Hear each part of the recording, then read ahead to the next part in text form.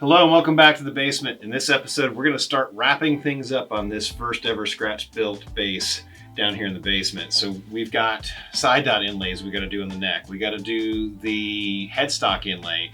We also got to fix the transition of the heel of the neck to the body, and then we got to get final sanded and prepped for the first coats of color. So all that's coming up in this episode down here in the basement.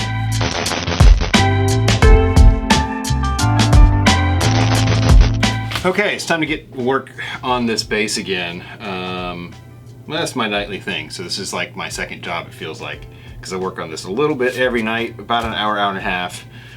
I want to get started on the inlays on the headstock. I got some cool bass clef logos off of eBay, and if you know what these look like, then you know. This is essentially a dark glass logo, and I'm not going to use it like that. I'm going to put my logo out of those.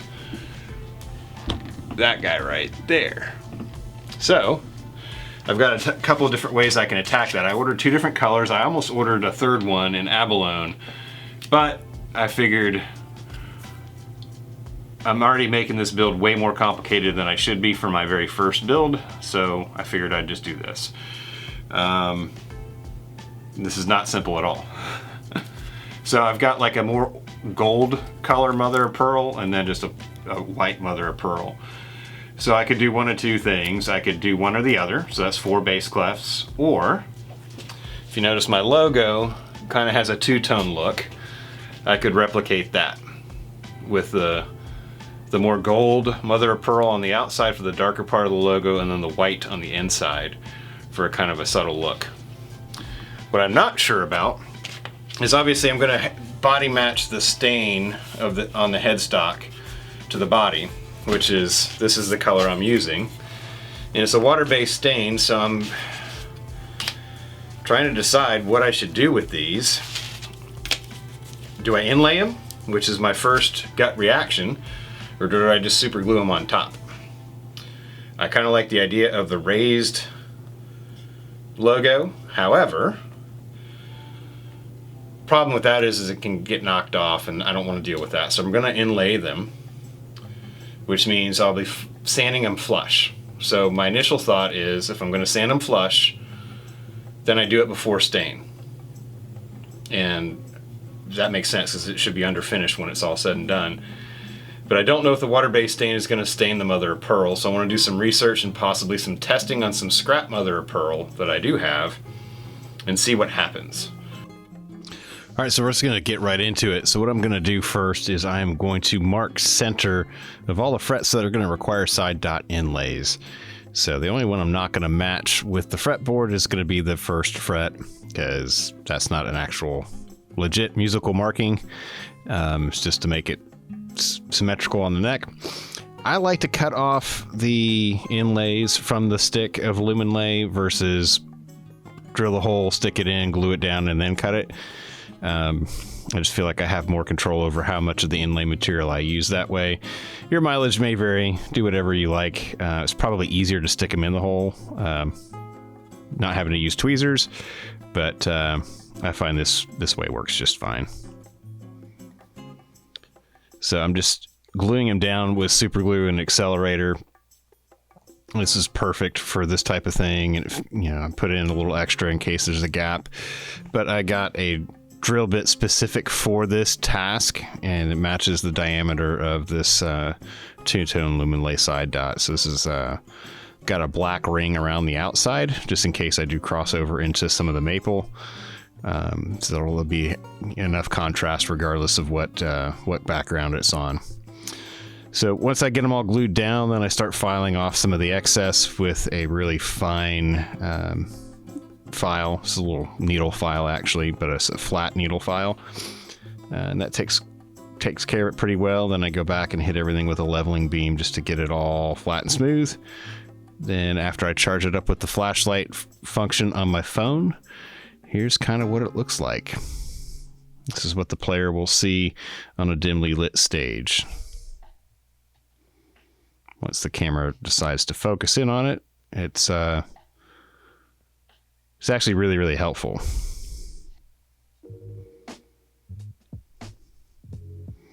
All right, now that the side dot inlays are done, I'm just doing some goofiness with these little embossing stamps that I bought. They're just alphanumeric embossing stamps. I wanted to be able to kind of serialize my builds.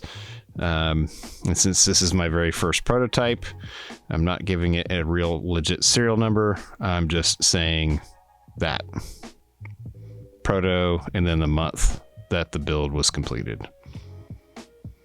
Yes, it's been over a year since I completed this base.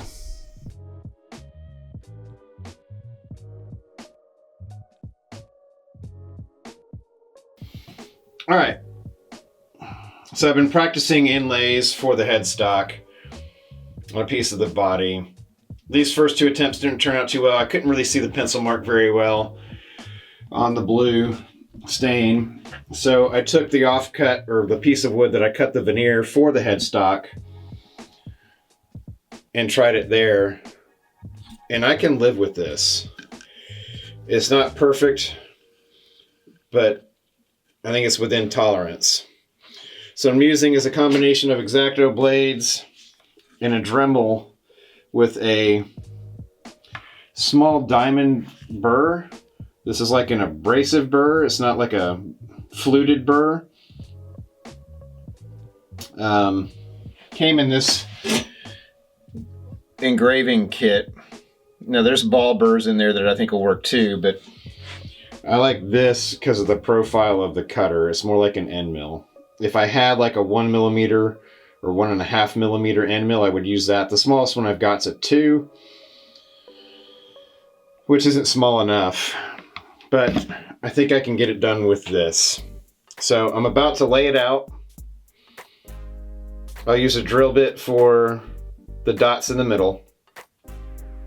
And I'm going to super glue these down, just tack them with a half a drop, trace them out, and cut them out, and hope I don't screw up. So I'm not going to film the entire thing because I just can't be bothered with camera angles and am I getting a shot, which clearly once I get rolling on working on something, I generally tend to forget that I'm filming anyway, and don't get good camera shots as a result. So I'm more concerned about getting this right than I am about capturing it. So I'll definitely snap some stills along the way and use those in case I need to. All right, let's do our best. All right, so I'm not gonna lie, the headstock inlay was probably the most challenging part up to this point with this build. Mainly because I've just never done an inlay this complicated up to this point. It's just been squares, which is, like I said earlier, is fairly easy.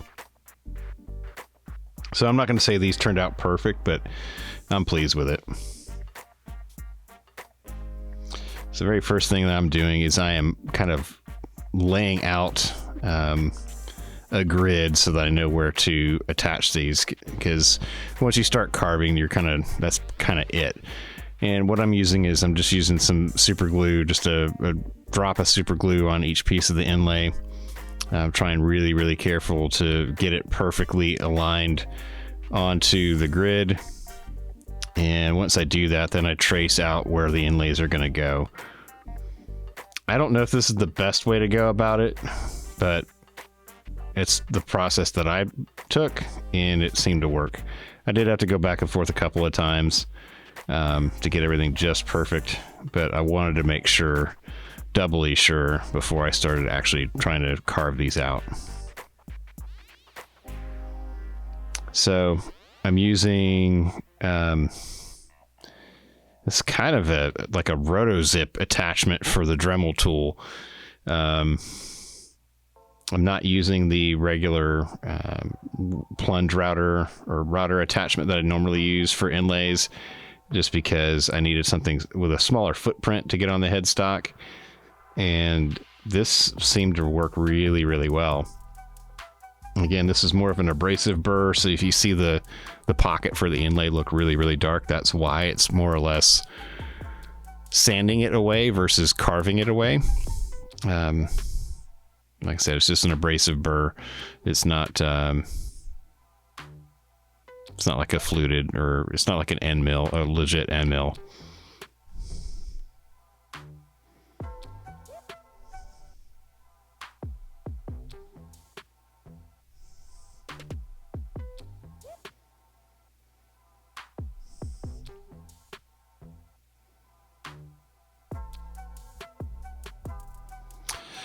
So I went ahead and started putting in the center dots of the base clef, and then started inlaying the base clefs themselves. Again, I'm just using super glue. I'm going back in with sanding dust from the same piece of wood that the headstock veneer came out of. You know, the super glue does make it darker when it dries, and I'm not confident that I got all the scribe pencil marks out, so there is a little bit of a dark border once you see this finish sanded, but it's not terribly evident when you're looking at it under finish.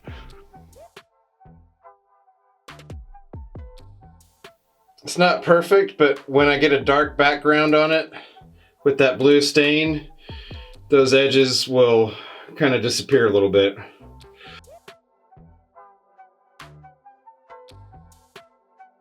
All right, so now it's time to rework this heel transition, probably for the third time on this build. I wanted to take this kind of very slowly and carefully, because once you start taking material off, especially when you're carving a neck, you can't really put it back on. So I would go back a little bit further and marinate on it for a day or two, and then, you know, go back a little bit further until I was, you know, really happy with it. And off camera, after this thing was actually fully assembled, I went and thinned the neck a little bit more, and quite honestly, I probably need to take another 1/8 inch or so off of most of the neck to get it to be comparable to like a traditional base neck. Like, this is thicker than a P base neck, which is really thick. It's very comfortable to play, but it feels like a baseball bat in the hand. But it's comfortable for me, so I haven't gone back and done it again. But yeah, this is one of those things where once I get it to the point where it feels good and it's stable, and like, again, the most important thing is, does it feel good? That's why I've left it as chunky as I have, because it's the thickest neck of any base I have, and it feels good. So yeah, because it's my base and I think it feels good, I'm going to leave it that way.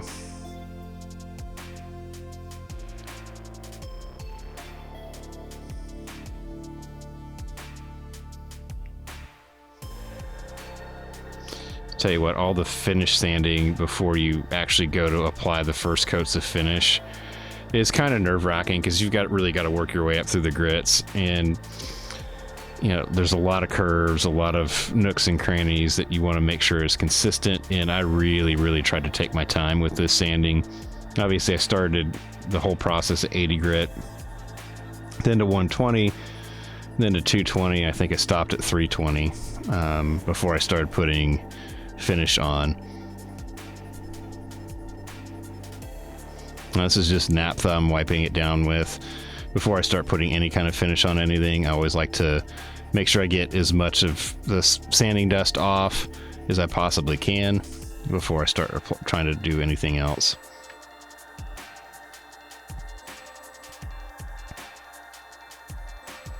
So now it's onto the pickguard. And the back cover plate.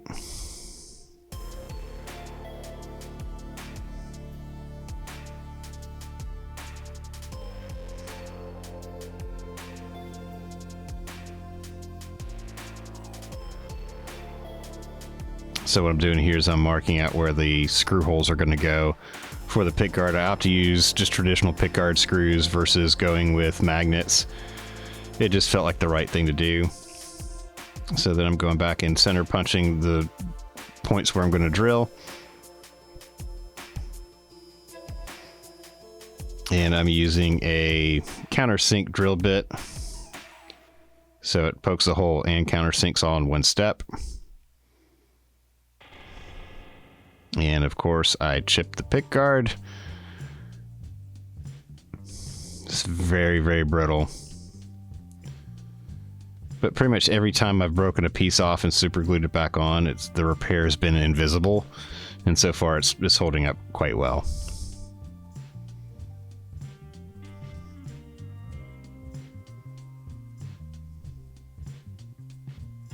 Just a lot of extra work, that's all.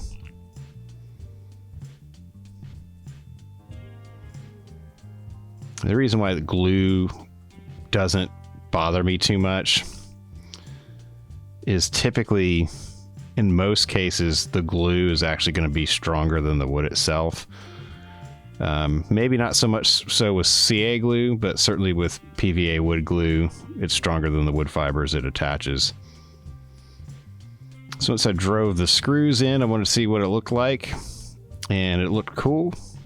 So popped it with naphtha just to see the contrast, and now it's time to start seal coating it. So using just a regular Zinsser shellac. I'm not painting it on, I'm just using really a paper towel and I'm wiping it on, rubbing it on. I do probably, I don't know, 6 coats. And then I realize it's not filling in stuff, so I switched to a water-based sanding sealer that is actually meant to be a grain filler. So let me back that up. The shellac is the sanding sealer. This is the grain filler. So this is meant to fill up all the pores and give you a nice smooth surface before you go under finish. So obviously I'm doing no stain on the pickguard and the cover plate, but I am using this grain and pour filler. And I think I do maybe 2 or 3 coats. Here I am testing it on some remnants of the actual body material. I just want to see how it reacts, make sure that it's not pre-staining the wood. It's supposed to dry perfectly clear, so I just want to validate that before I do anything. Plus I also want to see how it impacts how the body wood takes the stain. So much of this is just experimentation. So I did one side of it with the grain filler, and then I did nothing on the other side, and I just wanted to see what the difference was in the stain penetration, because I'm using a water-based stain. And I do it on the end grain too, because I want to see how that works on the end grain, because I know it's going to darken it up quite a bit. So there you see on the far side of the shot the results of my testing. So now I feel confident, at least I know what I'm going to do. I ended up not applying the pour filler to the body, just the pickguard and the back cover plate, because I like the way the stain absorbed better. Then after that was done, I really just put a bunch of shellac on it to seal it, and then went to another finish. But you'll see that in the next episode. So I'm just getting the body prepped for final sanding before we start putting the first coats of color on.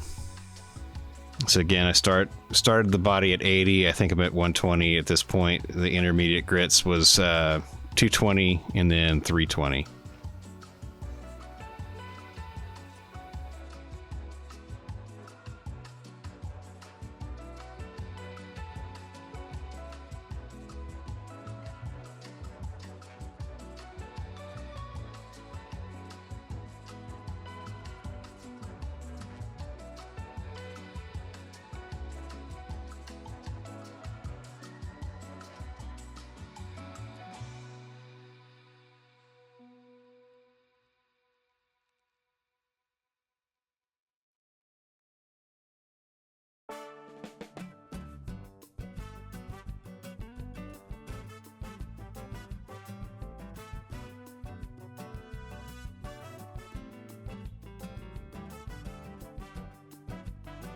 All right, it's time to put the first coats of color on. So I do mask off the fretboard because I just don't want to get anything on the fretboard. I take a small art paintbrush and do the edges of that veneer because I want that to be blue to match the rest of the veneer. And then I just start rubbing it in with a shop towel. And then I don't know why I did the inside of the neck pocket. I just felt like I needed to. It's such a big space. I want finish on it. Never going to see it. And I don't do the pickup cavities because I'm going to use shielding paint on those. But I figure I don't know why. I just did the neck pocket. I forgot I did that until I watched this footage, actually. So all the little screw holes and recesses for the ferrules, both on the neck joint as well as the string through ferrules. I use a little art paintbrush again on that. And I rub it all in. And wow, it's starting to look like something. It's really, really dark at this point.